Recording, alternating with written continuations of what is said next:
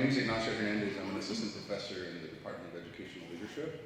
I teach courses in higher education, administration, and leadership. It's a pleasure to be here with you this morning. I thank you all for being here this morning. I know getting here at 8 a.m. is, for me, it's a challenge, and so I appreciate your presence here this morning. So being here together, I think, is a very important thing. And so before I introduce our moderator, who will introduce our keynote speaker, there's just a few logistical things I wanted to go over with you this morning.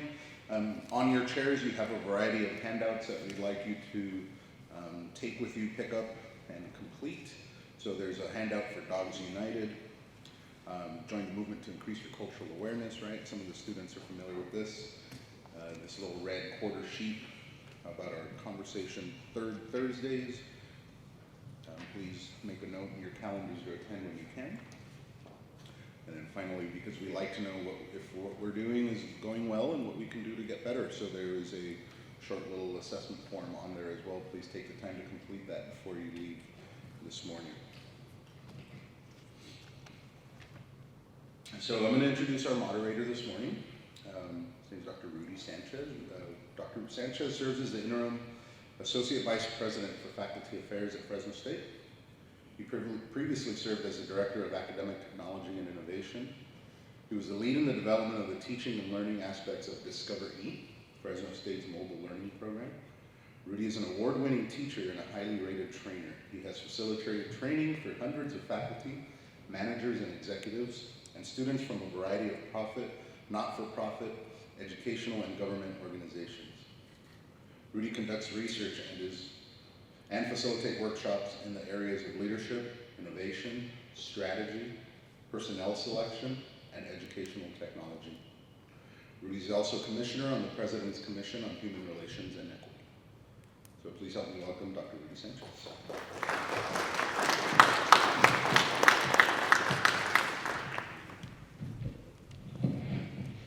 Good morning.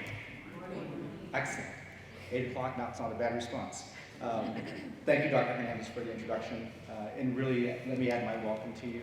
It's great to see the diversity of folks in the room, of all kinds of diversity, which is a wonderful thing to have happen.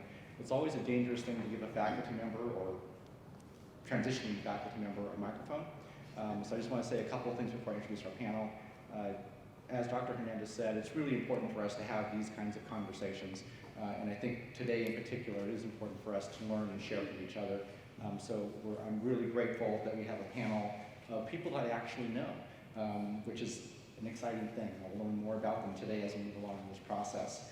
Let me introduce our panel, and I'll start with Dr. Sarah Lamb. Dr. Lamb is the Interim Assistant Vice President for International Affairs and Interim Associate Dean of the Kremen School of Education and Human Development and a Professor of Counselor Education. She has served as the President of the Chinese American Faculty Association and a board member of the Asian Faculty and Staff Association. She currently serves as a member of the President's Commission on Teacher Education and the President's Commission on Disabilities and Access. Katie Williamson is next. Katie, you can wait. Although I know she has a nameplate in front of her. Katie empowers others to experience positive change and transformation in all areas of life through overcoming limiting beliefs and always encouraging forward motion. She currently lives out her passion by providing learning opportunities for Fresno State employees in the areas of leadership training, team building activities, and workshops focused on personal and professional growth.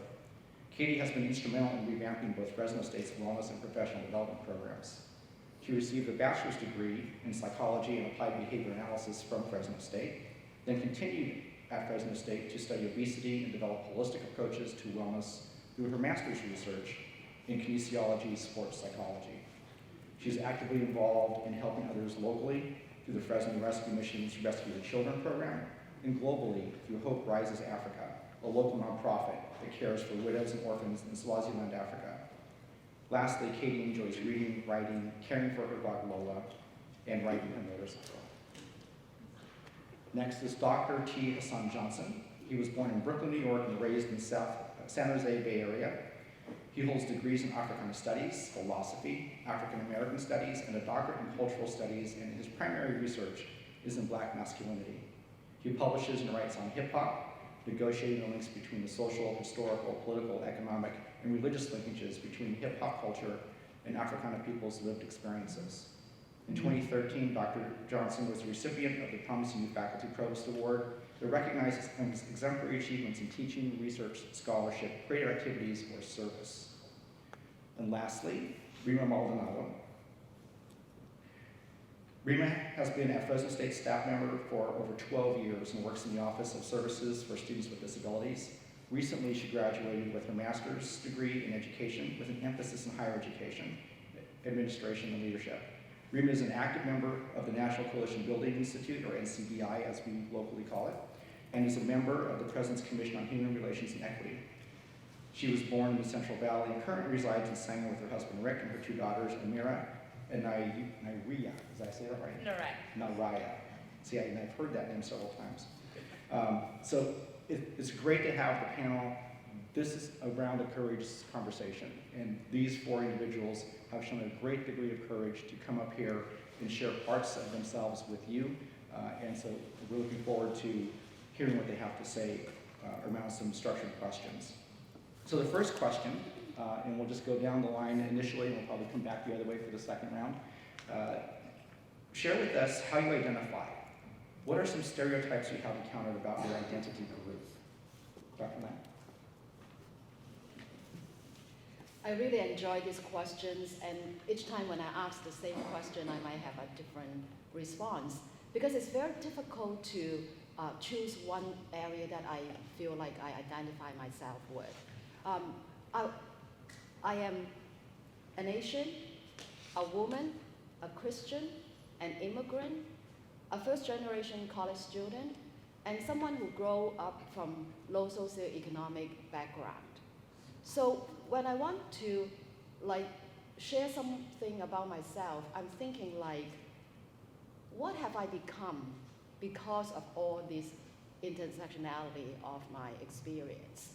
Then I found two words that is simplify the multiple aspects of my experience. It is, I'm a strong woman. And why I become a strong woman is because of what I have overcome from all the aspects that I experienced with disadvantaged conditions. And what stereotype that I experience is, if you think about the word, I'm a strong woman, is it an oxymoron? Or is it totally positive? It depends on who I come in contact with. Stereotype from people looking at this as an oxymoron, it doesn't fit. A woman is supposed to be weak. How can she be strong? It reminds me of when I was a high school kid, my headmaster told me as a group of school for girls, she told all the girls, if you want to succeed in this society, you need to dress like a lady, think like a man, and work like a dog. I do not totally agree with what she said, but it seems like I come out to be something like that. To be able to succeed, how to embrace who I am, and how to acquire something that is what the society is looking in, someone to be successful. Putting myself as a strong woman in different contexts, the stereotype will be like, you cannot do anything wrong. You should not be weak. Or when you are strong, you are mean. You don't look like that. So some of the things that I have to kind of integrate into all the aspects is how to be truly who I am, and how to accept, and at the same time to help people to understand who I am in the process. Thank you for sharing, Dr. Lam, and thank you everyone for being here, just creating this space for us to talk about, just to have these conversations. For me, excuse me, I'd say I identify as a female, white, German, German Irish. I'm a daughter, a stepdaughter, a sister, a teacher, creative, I identify with what Dr. Lamb was talking about, a lot of different things that make up who I am, and a lot of different experiences that I've had that have gotten me to this point, I suppose. And talking about stereotypes that I have encountered, as I was thinking about this question, the one that kept coming to mind is being a young professional. And with that, what that has brought, and some challenges that has brought, is being faced with comments, or whether direct or indirect, that I don't know what I'm talking about. And even working in higher education, and sometimes looking like a student, because it wasn't that long ago that I was, but being, coming in with the knowledge and expertise because of my background in areas of study, of putting in time to research and I guess be hired for a reason, or know where I'm coming from, to be met with opposition because of my age, or because of, basically because I look young. And so that's been a stereotype that I've had to overcome and a challenge. And because of my experiences in the past and a bit of my personality, I think, of being stubborn and a little headstrong, it's pushed me to just keep going and keep fighting for change, or for things where I see areas of improvement. But that was a stereotype I faced especially when I first graduated, both across the context of where I worked. So that's. Thank you. Dr. Johnson. I identify as a black man, accepting that black is a construct in and of itself. Culturally speaking, it really comes about in response to the lack of memory that many African Americans grapple with in terms of family lineage, origin, national origin. For African Americans, when you think about where you come from, Africa becomes this kind of catch-all framework. And I also identify as a man because of the particular types of initiations I went through in this country to reach that status. Also taking into account that people that look like me for the last several centuries in this hemisphere were not considered men. And that goes for Asian, Native American, and Latinos, who were not considered men. So in that regard, there's a long history of both trying to frame this identity of what blackness means against the backdrop of erasure, cultural and historical erasure. And then at the same time, what does it mean to be a man in a context where you come out of a lineage where you were not allowed to be men? And now we live in a context where man is being critically and radically redefined and questioned. So in the midst of that kind of crossroad, that's how I identify myself.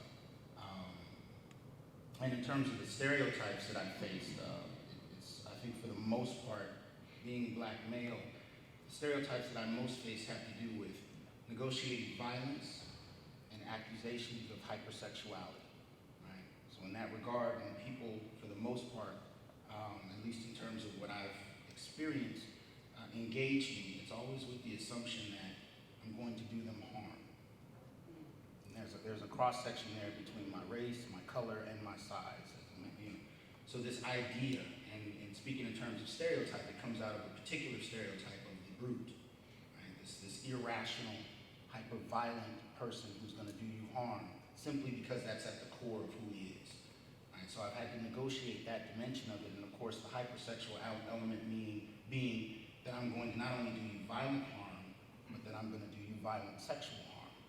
Right? So these kinds of stereotypes and tropes have played out in a lot of different ways in terms of my own upbringing, my own experiences, and they bring about all kinds of situations, some of which are expected, some of which aren't.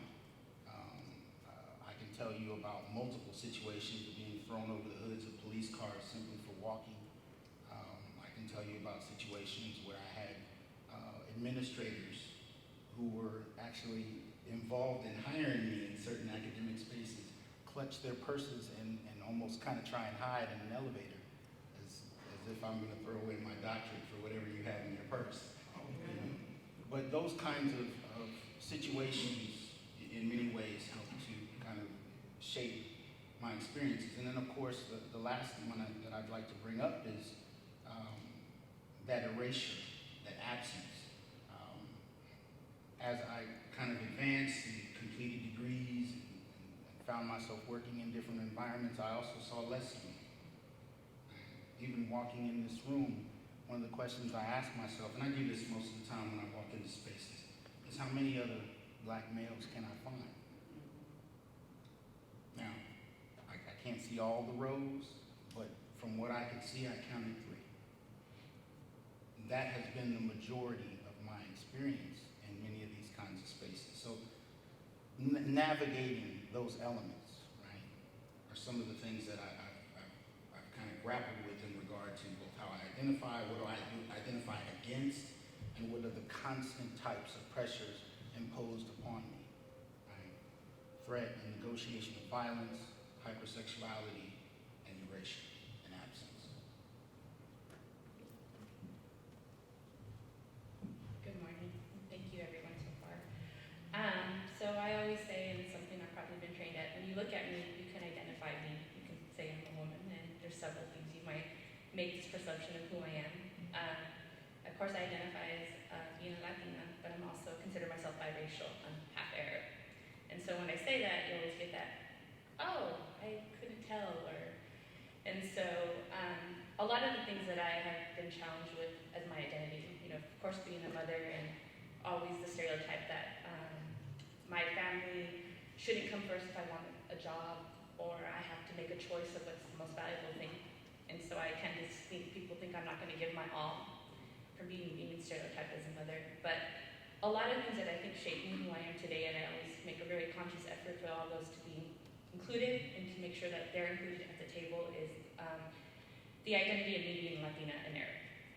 I could tell you several stereotypes that I've received since I was a young girl, and I still actually encounter them until today, and which amazes me because I always think that, okay, I can get through this. It's probably the assumption people make about my family, or the stereotypes. I was the oldest child, and I couldn't be involved in a lot of things. And people think like, oh, your parents don't care, and I very recently in my graduate work was told everything that you learn shaped who you are today as a professional. You are a leader.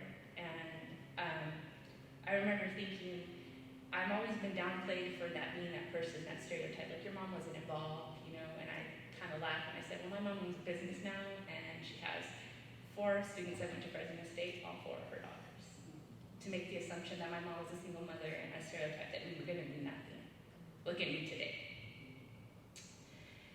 Being half Arab and 9/11, why would I be so proud about being Arab? My maiden name is Nijmuddin, and it actually was really hard to take that name away from me when I finally graduated with my bachelor's, because I had fought so hard to be who I was. And people saying, why are you so proud of that? Like if I was to be ashamed. Oh, you must own convenience stores, you're not from here.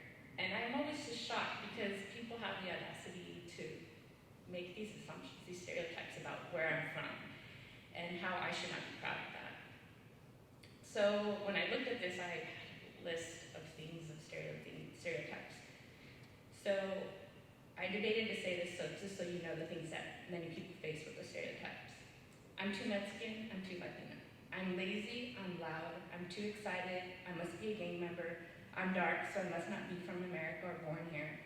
I'm a criminal, I'm unable to own a business, I must be a house cleaner, my parents must be undocumented, my parents must sell drugs, I'm too passionate, I'm not a hard worker, I come from a broken home, I'm not educated, my family's big because I'm Mexican, I don't speak Spanish, so I must not be proud of my culture. I'm a terrorist, I speak English well, I must be a Muslim, I must be Catholic, I'm against police because I'm proud of other cultures. I must be rich. I must be, because I'm Arab, I must be oppressed. I've been called a sand monkey.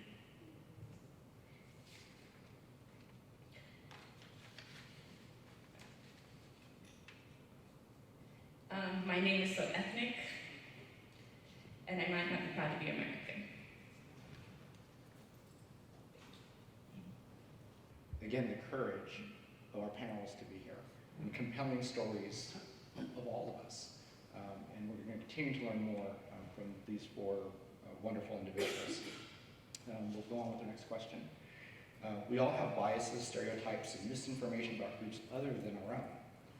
Would you be willing to share a bias you have about a group other than your own and let us know, where do you think that bias came from? What is the work you are doing to shift your thinking about that group? We can start anyway.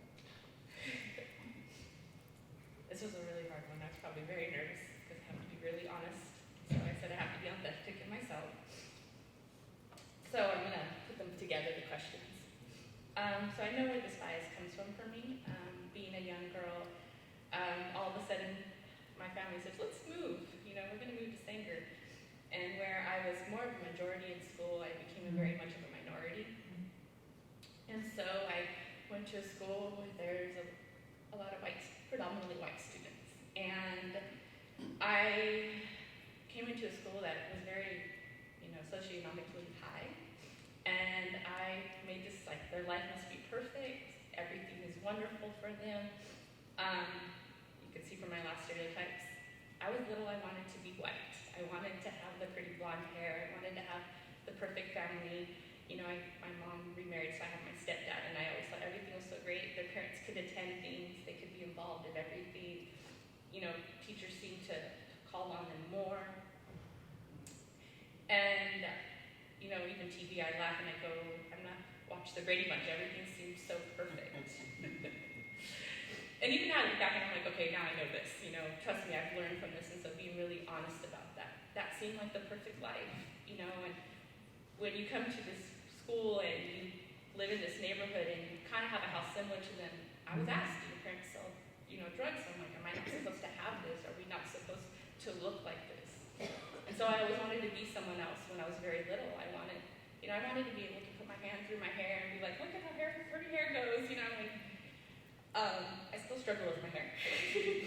But I love it, and that's who I am. And so how I break my biases is making sure that a lot of my very good friends, and I think this is why I'm so overly wanting to know about people. I know people's lives come from very different backgrounds. I know that their experiences are not all the same.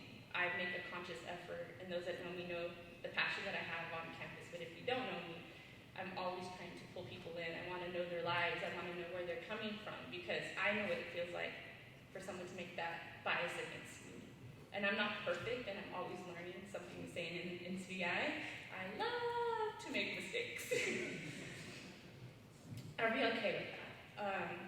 But that's where my bias comes from. I'm always, we understand, the privilege that white people do have, but I also know that there is, that they have their own path. And when I stop myself and just say, I have to get to know how this person got here and be aware of that, it's really always a daily struggle. So it was really a little nerve-wracking to have to be really honest about that, because we make this assumption that none of us are going to be able to be, oh, well, that's just so wrong. But that's how I live, because those were my experiences. I knew that's why I see what I see. It's because what I was brought up in and how I was treated.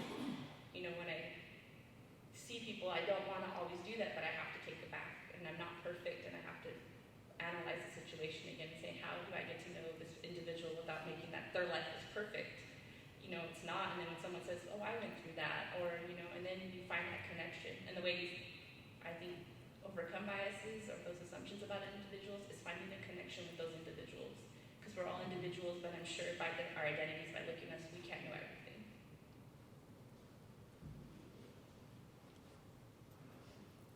I suppose the most obvious group for me that I had a bias against was probably middle-class whites as a whole.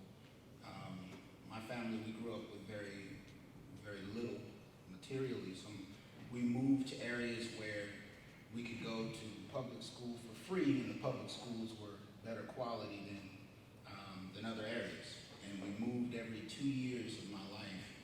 Matter of fact, I've been here 9 years. This is the longest I've ever been in one place. But up until the age of 21, I pretty much moved every 2 years. So, you made friends and you never saw them again. This is pre-Facebook, by the way. Now I'm seeing people that I haven't seen since first grade, and it throws me off. But before that, that was the majority of my experience. So having that be the case, growing up in these white middle class areas while living in apartment buildings that, were, in parts of town where it was still close enough for you to go to a nice public school, but you didn't live with the more well-off kind of white kids. But you went to their houses after school, you played with them, you went on field trips, you did spend the nights or sleepovers or whatever. And those kind of experiences, I think, definitely shaped a particular bias. There were definitely some mysteries I didn't understand, and there were things that happened that I didn't understand until, years later. I mean, I thought up through the age of probably 18 that it was commonplace for parents of your friends to check your pockets whenever you left their house. I just thought that's what they did. They didn't check anyone else's, but I just figured that was what it was. When you're a kid, you take in what happens. You don't necessarily always have the tools to break it down. I saw friends who would summer in different places around the world. I didn't even know summer was a verb. I thought summer was just the period of the year where it was hot and you didn't leave the house because your mother had to be at work and she couldn't afford childcare. And so, you stayed at home and watched TV all summer. That's what I thought it was. But I'm having friends that are going to places. They have family homes, things of that nature. So those kinds of experiences early on were a question. And then as I got older, especially around puberty, I began to notice the difference in how those communities responded to me. At first, it was with a kind of passive disdain, and then it became much more punitive, much more focused. I remember standing in line to see Star Wars, and lines were around the block, and I am still a nerd, so I will be at every Star Wars movie. But I do remember police officers that would drive the entire line, stop where I was, pull me out, throw me on the ground, and search me, and then let me get back in line and drive away. No comment, no conversation, just, and nobody said anything. And so I didn't associate that just with police officers. I associated it with the entire environment because nobody said anything. It just became commonplace. So I developed a kind of bias in that regard. I had friends that motorbiked in the fifth grade. I had a BMX. They had motorcycles. I didn't even know you could ride motorcycles in fifth grade. There were all these kinds of things. They went fishing. They did these kinds of things I didn't know anything about. So that particular bias, I think, was set early on, and then as it became a bit more institutionalized, a bit more hostile, it definitely increased that bias. And I think, especially going through graduate school, being able to study and look at how these things came about, how these systems and institutions came about, how these behaviors and attitudes came about, helped me to kind of understand different communities. I was able to kind of break apart these monolithic blocks of how I perceive people. And in terms of now, in terms of working against some of those biases, I chose a profession that has me mostly around the very people that I grew up with and at the same time were uncomfortable with. So it's still an effort, but I'm in the process of being able to engage and have relationships at an adult level with people that I can make more sense of than I could as an 8-year-old child. As a matter of fact, in my college, in terms of being full-time, I'm the only black male there. So that is principally who I'm around, middle class white. So I'm just in that kind of framework where I'm able to engage things more critically. I'm able to have conversations. And I think more than that, I'm able to engage people as individuals and human beings and find out that there are some dimensions to this monolithic block that I have a bias against that's far more subtle and nuanced than I ever gave credit for. Now that doesn't absolve people of what they've done or what they continue to do, but it does allow me to understand in a greater way, in a more impactful way than I did before. So.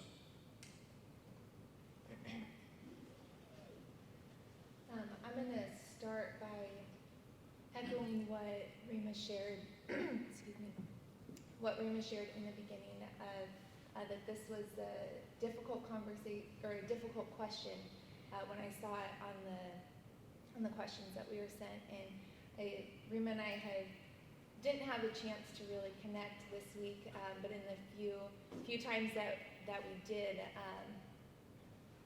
for me reaching out to her was just talking of, do you know what you're going to say for question number 2, because I'm really nervous.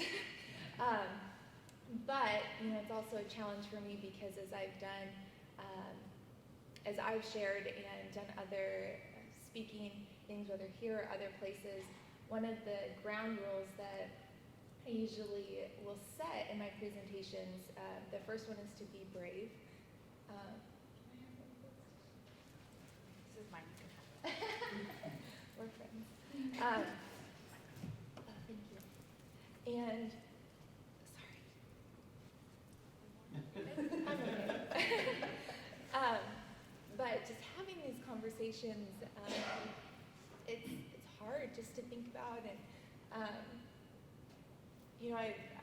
I'll share a little bit. Well, obviously because I'm talking and have the microphone, but I've been very fortunate in the experiences that I've had growing up to have conversations like this in other programs that I've been involved in or groups that I've been a part of, and I'm very thankful for that. And for me, just when I get, it's one thing to talk about it in a small group with people that you've established a relationship with and have that trust built. But it's scary to sit up in a panel with people that looking out that I don't know all of you. So I pause now because I was going to say I apologize for getting choked up, but that's just where I'm at. So I'm not going to apologize, but thanks for being patient. So that's just a little bit of what's going through my mind in the moment. So for me, like I mentioned, I had a lot of experiences growing up where even though the environment that I was in, I grew up in a small town, Kingsburg down the 99. It's a Swedish town, very small. My high school, I went to a very small elementary school, so we had about 24 students per grade, one class per grade, about 200 students total. So I got to know the kids in my class very well, but that was a very sheltered environment growing up through kindergarten through 8th grade. And in high school as well, it was still a fairly small high school, about 50% white. I think actually we were about the high 40% white, a little over 50% Hispanic, and then a very small population of Asian Americans, Native Americans, African Americans, and so that was my experience in that context with high school. But at the same time, I also had a lot of experiences to travel and see different parts of the world and to experience different cultures. And then I also had an opportunity after high school to go through a program up in Oakland about racial reconciliation. And I share that because even though the environment that I was a part of wasn't too diverse on a day-to-day basis, I still had a lot of opportunities to have conversations and to meet people of different cultures and ethnicities and everything. And so when I saw that question, what I wrestled with sharing was that obviously we have biases with people outside of race or ethnicity, and what I realized was that a bias that a bias that I had started to have that I didn't realize was with the homosexual community. Just because I didn't have a lot of friends growing up who identified there, and through high school, when I was in high school, like I said, there weren't a lot of my friends who identified that way, and it was something that I hadn't really had conversations about. And so over the past few years, I started to realize that, and realize that my avoidance of talking about it would just continue to perpetuate me feeling uncomfortable because I didn't understand, or I didn't have a background or a context.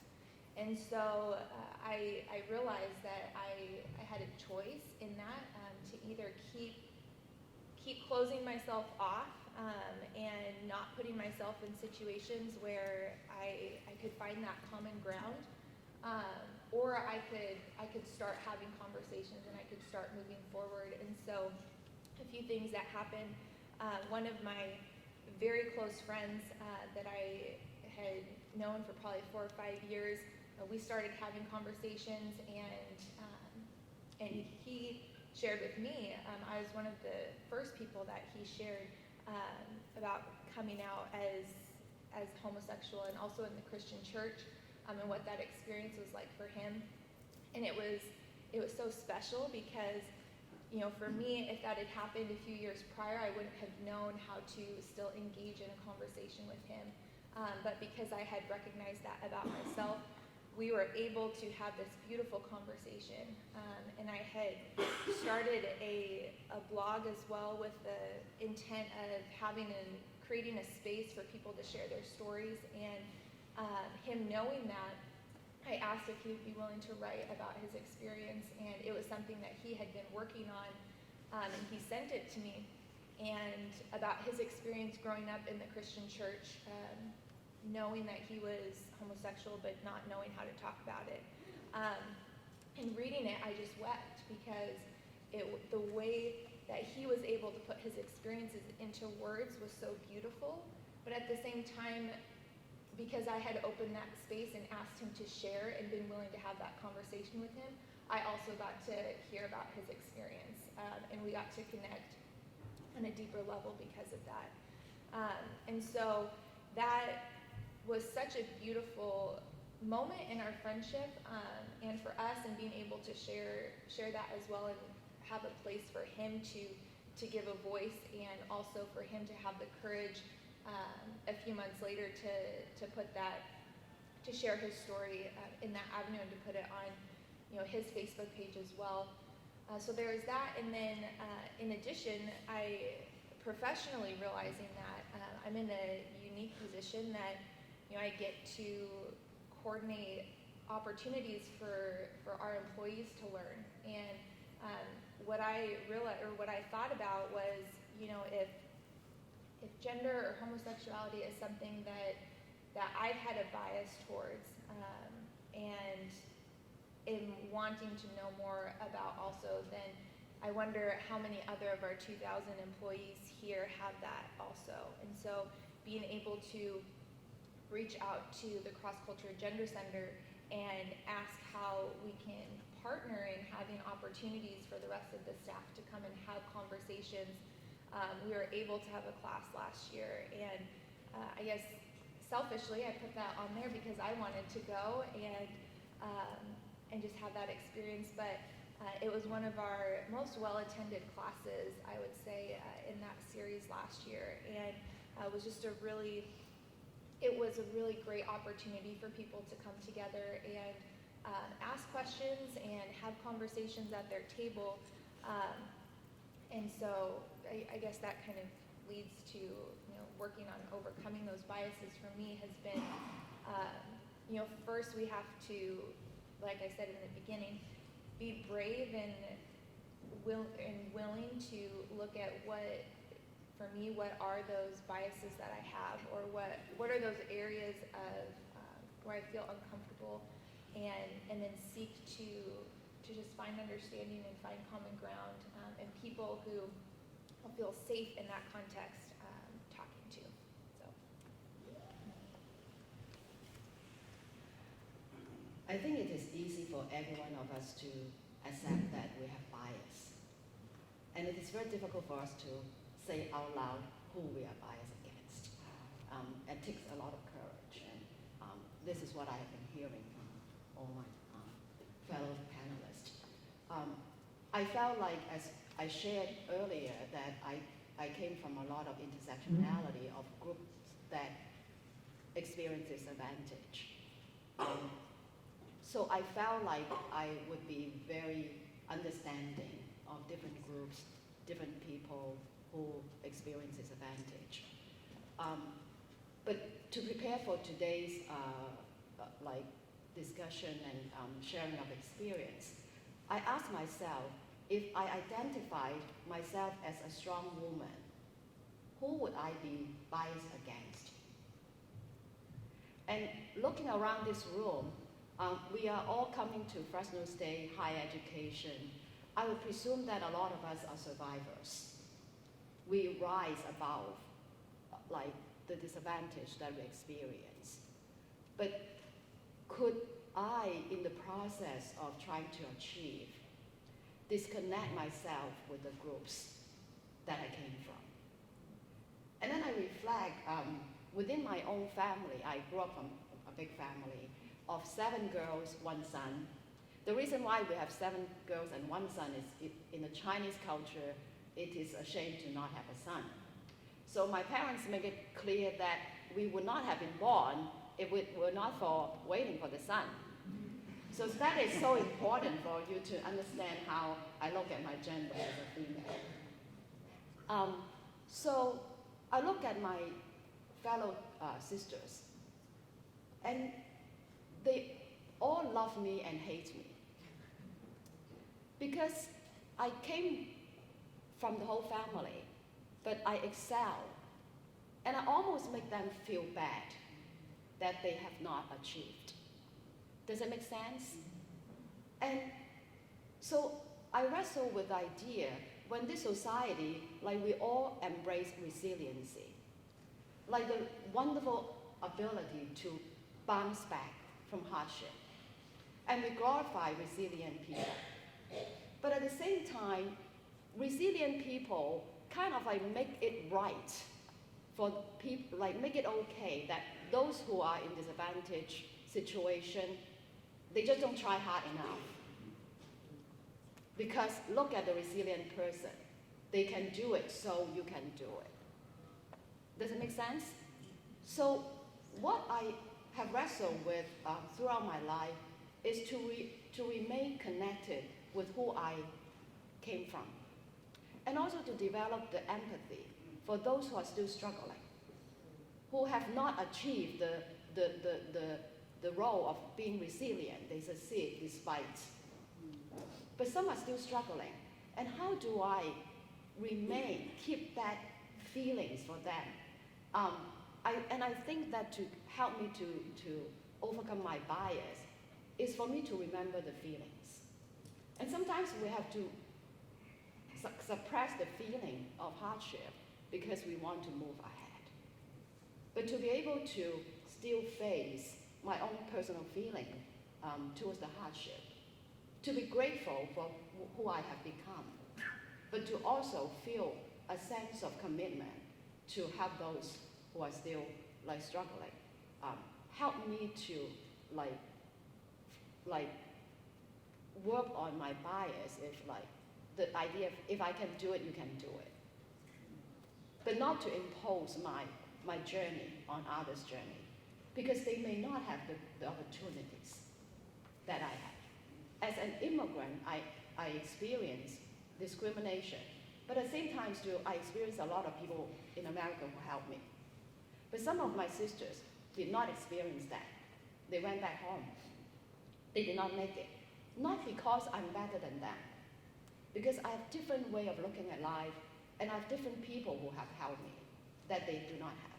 And it's very important for me to not compare my life to others and to not impose my journey on others, but to be able to help others in their journey where they are, and not to expect something from them based on my own experience.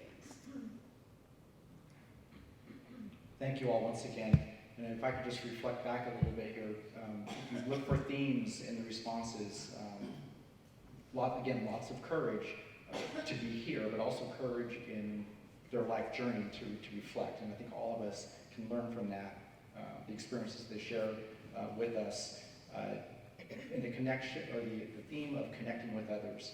And that's a choice we make. It's a choice we make to self-reflect. It's a choice we make to connect with others and try to overcome the biases and stereotypes that we have.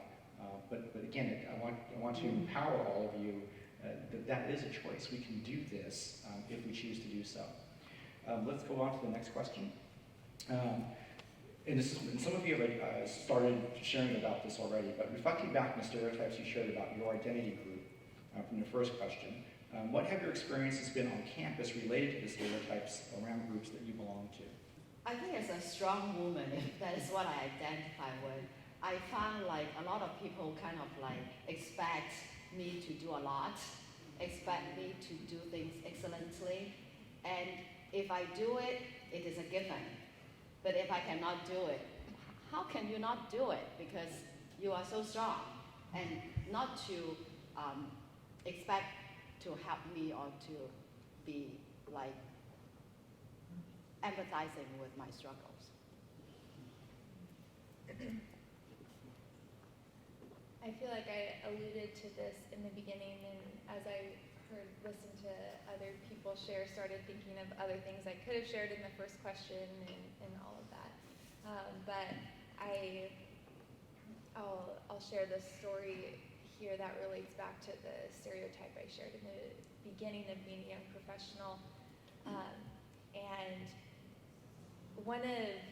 so I started at Fresno State back in 2012, and started as the wellness coordinator, and that was in August. I had graduated in May with my master's degree. And so, I mean, I was freshly out of my studies or graduating, and I was hired to revamp the wellness program, and so came in just really excited, really motivated to apply what I had learned both in my undergraduate degree and my graduate degree, and combine them to create a program that I really believed people would like and adhere to, and kept getting a lot of resistance with my boss that I was working with then at the time, and I kept brushing it off, just okay, it's probably an oversight, or okay, that's weird, that's not the draft that I gave you to review, but here's what it is, and just had all of these roadblocks that after probably a month or two, I felt like I just was fighting to get these things done, and it almost felt like there were so many roadblocks being put in place so that it would come to the point of, well, we don't have enough time to implement that. And as I said in the beginning, I can be a little headstrong at times, and so I wasn't going to let that stop me. And we got the program off the ground, and then we had a one-on-one meeting. And as I was sharing about where I wanted to take the program and some ideas for the future, she made a flippant comment that, well, that's nice, but no one will listen to you because you're young. And I sat there, and I couldn't believe it, because all these things started running through my head, that I don't think my age should have any effect on the fact that I was hired to do this position, and that I am bringing an amount of expertise to actually get this done. And I couldn't focus on what was being said, and so I took a breath and said, I need to excuse myself. Can we reconvene in a few minutes? And so she said yes, and I went to the bathroom and was angry, took a few deep breaths, cried it out a little bit, and just knew that I needed to go back in and address it. And when I did, the comment that was made was just brushed off. Oh, that's not what I said. Like, no, that is, and I want you to know that I might be young, but I've put the time in to learn these principles. I've researched these theories, and I'm coming at this with a theoretical background of why this will work, and I believe that. And the fact that I am young and recently graduated shouldn't have any impact on whether or not people listen to me or not. And it still was brushed off. I didn't feel like it was internalized, but it was interesting for me having been met with that so soon. And again, like I said, I think just my personality, I was able to, because I vocalized what I was feeling, and addressed that to me that wasn't okay to say that, and that I do believe in myself and the degrees that I have earned and the knowledge that I'm bringing. It is what it is, but I in turn used it to just fuel that what I want to, I want to see success, and that's going to be my measure of of the participation or whatever, getting into the logistics.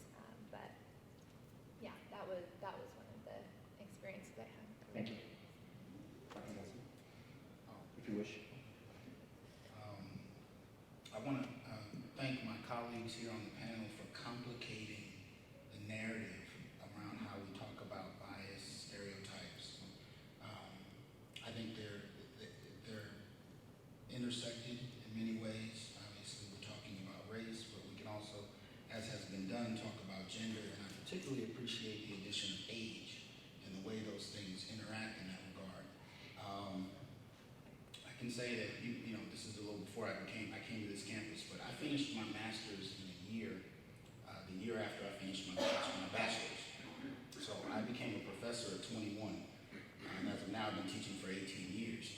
And I got a job teaching as an instructor in the same school I went to undergrad with. So a year after I finished my master's, I was hired as an instructor at my university I got my bachelor's from, which meant that my boys were in my classes. And there's nothing like flunking your boy, no feeling like it. But anyway, one of the things I used to do the first couple of years I taught is I would start the semester at 21, sitting in the class on the first day, and people would come in, and I'd have my regular attire as a 21-year-old, and I would wait until the room filled up, and then I would head to the front of the class and start teaching. And I remember how many people would get up and walk out, in many ways, because they didn't believe that I was actually the professor on record, And I actually remember when it had an impact, because I actually had an older Caucasian couple take my class together. It was the cutest thing you ever saw. They were both over 75, they were married, and they'd be bickering in class about this. Anyway.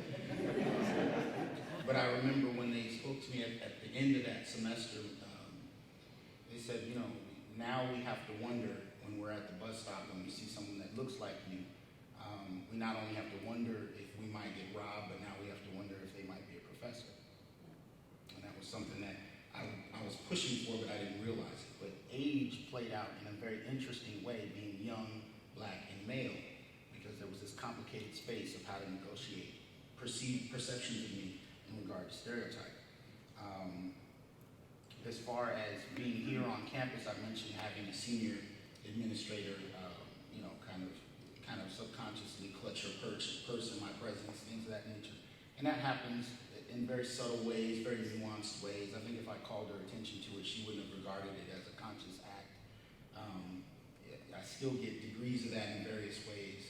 Colleagues that won't meet me alone in their office, always want to meet in some kind of public space, and that's been happening since graduate school. I walk in and my professor would go, oh, you're my next meeting. Well, let's go to lunch. And it's like, okay. You can't really, call anybody out on it all the time. It's not easy, and few people will say, well, yeah, that's why I did it, because I was worried you're going to steal my purse and do something. You can't really always address it in that way, but when you experience it over and over and over again, and then you see your colleagues who don't experience it, you get the gist. So those things definitely worked in that kind of way. And on campus here, I noticed another dimension of racism was actually an internalized racism from African American students who would take my classes. And they would ask me questions about the homework assignment, like, do I have to do this?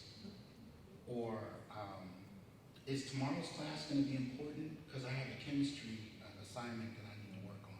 Now think about the dimensions of what that invokes. I'm in Africana Studies, I am Black, and in an Africana Studies class, I have a chemistry assignment that is inherently more important. Do I have to do my homework?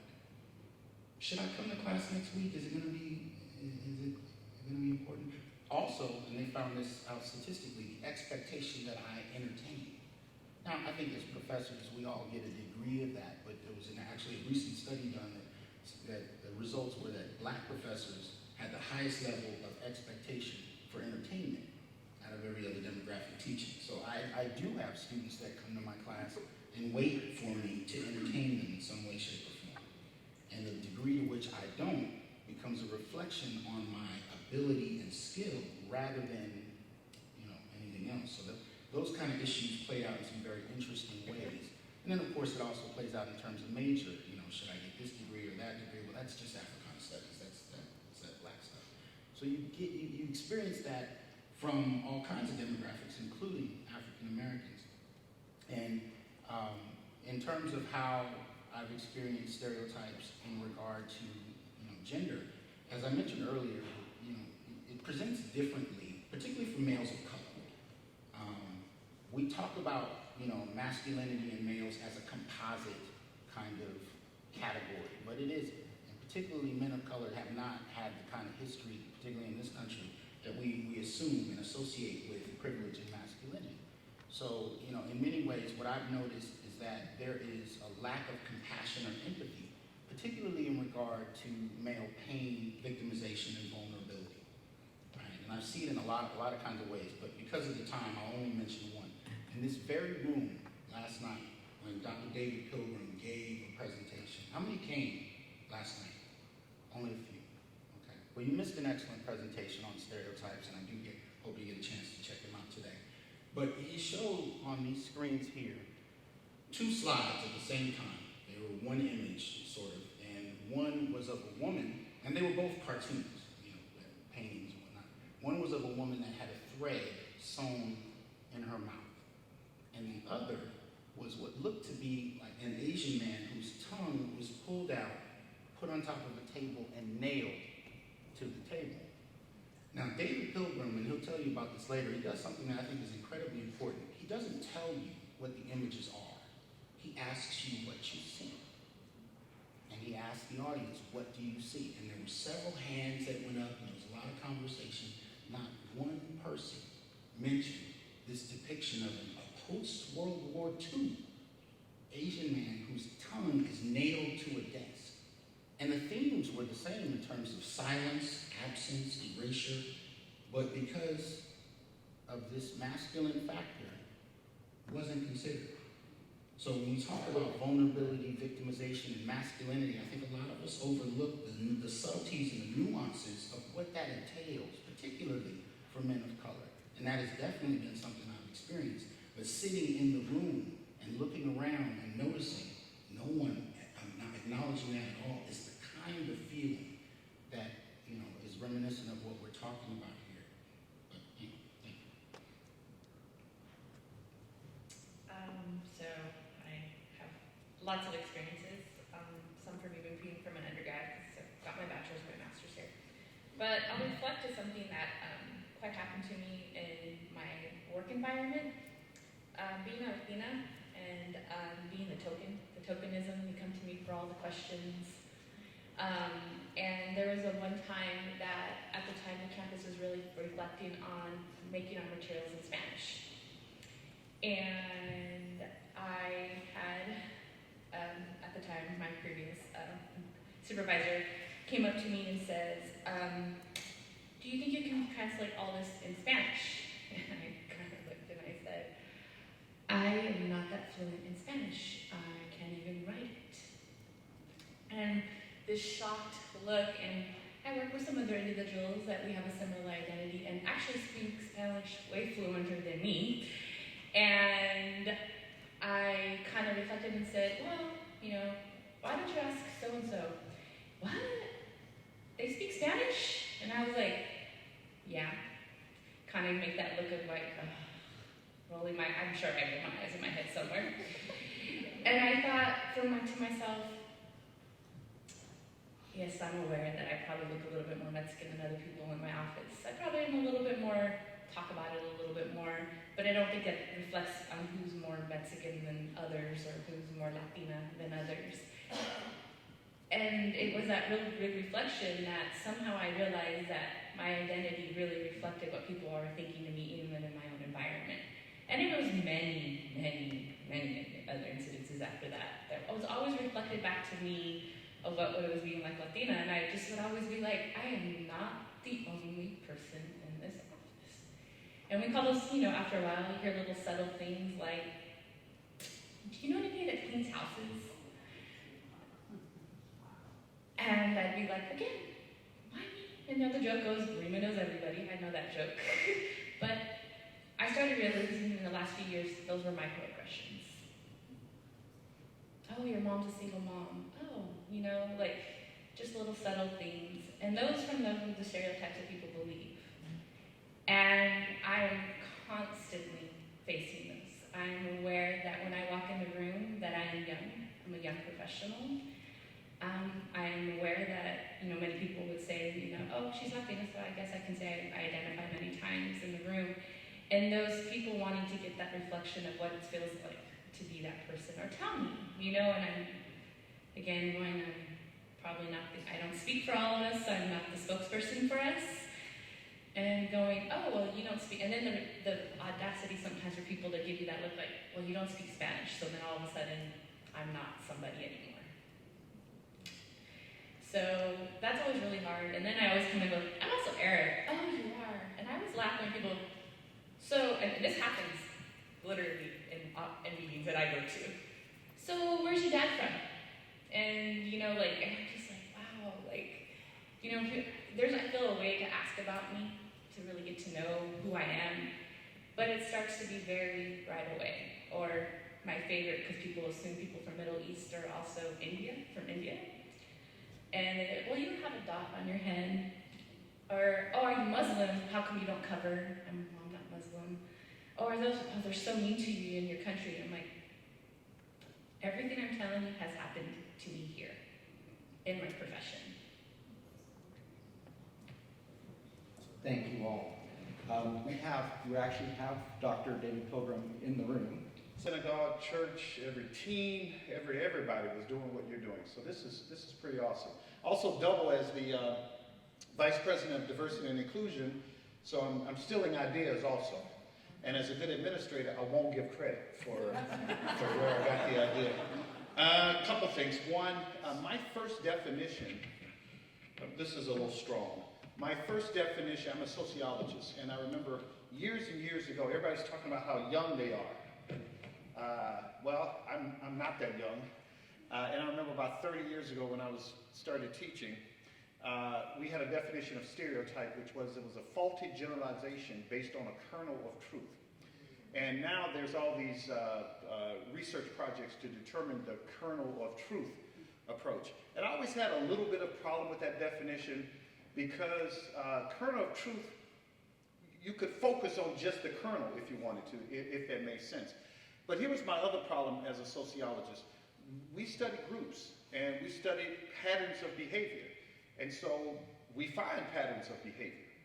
And for example, poor people in the US are much more likely to be incarcerated. That's a pattern. They're much more likely to be incarcerated for violent crimes. They're much more likely to die sooner. On average, dying 8 to 10 years sooner than other folk. Those are patterns. They're horrible patterns. And so I would always struggle with the relationship between patterns and stereotypes. And sort of the sociological joke is that we don't stereotype, we use empirical generalizations, which is just a way of saying we stereotype. So I wanted to make a couple points, because I know your time. I grew up in an all-black neighborhood. I think my skin was the lightest of all the people in our neighborhood, but there was another guy, we used to like hold our arms out to see who was darker. And there are times of the year, I grew up in Alabama, so there were times when I was exceptionally dark. And then this is the Michigan look right now, so I've been bleached by too much time away from home. But anyway, it was an all-black neighborhood, and it's interesting that if you grew up in an all-black neighborhood, especially the ones near me, you found black people who could not dance at all. Now, I myself, I have style and I'm agile, but there were black folks who could not dance a little bit. There were black people who couldn't jump.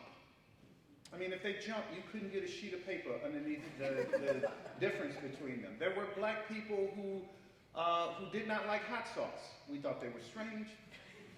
They preferred mayonnaise. You know, there were black people who didn't like Al Green, which we really thought was strange. But all these stereotypes, I mean, I grew up around nerdy black people. I grew up around, in other words, they were just people. They were just people. And I remember when I first started writing short stories, I'm a sociologist, but I write short stories, and I sent a short story away to a journal in Vermont, and it was rejected. And I'm not so proud that I can't beg, or at least want to understand. And so I violated the rules about contacting the people, because you're not supposed to do that. And I was like, you said you liked it, but why didn't you publish this? And they said to me, listen to me, my brother, what they said. They said, my characters did not speak authentically black. And I was like, man, that is too deep. What is it that they said? One of my characters had said the word backside instead of ass.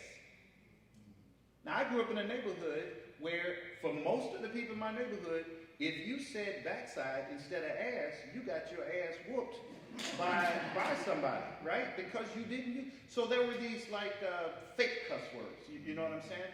And the person, here you have, think of the arrogance of this. Not just the inaccuracy, the arrogance of it.